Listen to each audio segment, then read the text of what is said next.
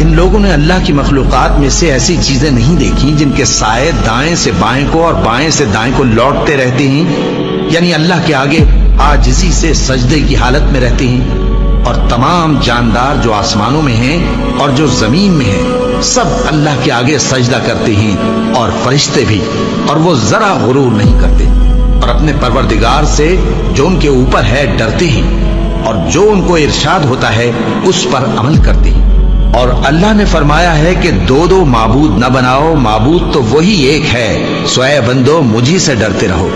اور جو کچھ آسمانوں میں اور جو کچھ زمین میں ہے سب اسی کا ہے، اور اسی کی عبادت لازم ہے، تو تم اللہ کے سوا اوروں سے کیوں ڈرتے ہو؟ اور جو نعمتیں تم کو میسر ہیں سب اللہ کی طرف سے ہیں۔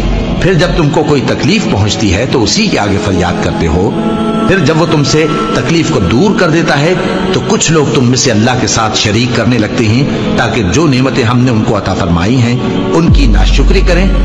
تو مشرکو، دنیا میں فائدے اٹھا لو، پھر ان قریب تم کو اس کا انجام معلوم ہو جائے گا۔